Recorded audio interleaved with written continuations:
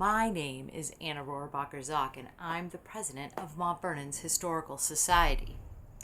Since I joined the society, I have become fascinated by the historical narrative that resulted in our little town. From farming to hosting, then housing, our town has evolved through a series of challenges and successes, all of which are represented in our 240-year-old building that sits in the center of our town, the Town Hall. Who were the people who built it? To answer that question, we'll need to talk about the frontier. Ask Google the definition of the word, and it will tell you that the frontier is the extreme limit of settled land. Picture a log cabin next to a muddy track through the virgin woods.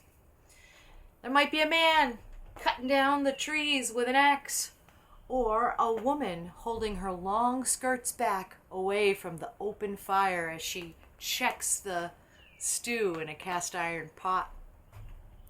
Nearby, children are playing or doing chores without any hope of screen time. Settlers were families that can make a living for themselves and support the government by paying taxes. By this definition, the frontier was the East Coast until the Pilgrims landed in 1620. As the first villages filled up their boundaries with farmed land, the frontier began to move upstream and westward. By the 1800s, it was moving by covered wagon. On its way north and west, the frontier passed right through here. That meant that the points east were civilized, with population and infrastructure. Points west were wild, filled with untapped resources and danger. People didn't come to the frontier because it was easy.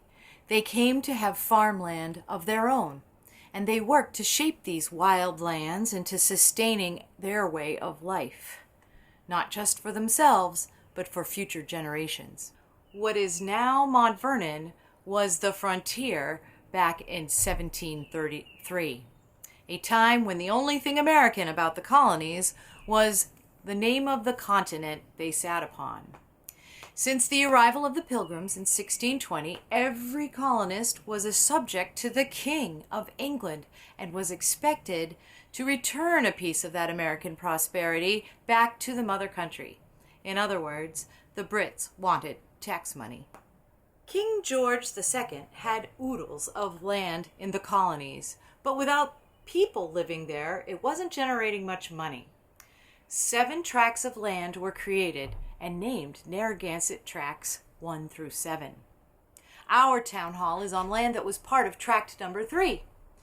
The name came from a battle that occurred near the end of King Philip's War. King George II granted land to pay the soldiers who participated in the Great Swamp Fight, in which a village of Narragansett people were basically massacred. The fight happened 45 years before the frontier land was granted, so many of the soldiers weren't even alive anymore. If that was the case, it was the families of the soldiers that were awarded the land grants.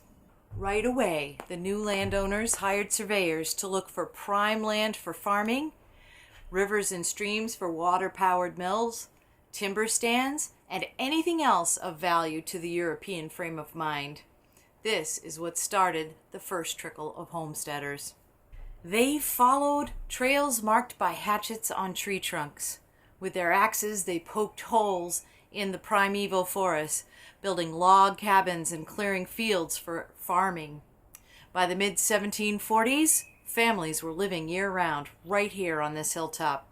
In 1760, the frontier was civilized enough to warrant becoming a town. By then, there were 110 taxpayers, 22 of which occupied the new town's northwest corner. That's where Mont Vernon is. The villagers gave it the name of Amherst, in honor of the colony's newest commander-in-chief, General Jeffrey Amherst.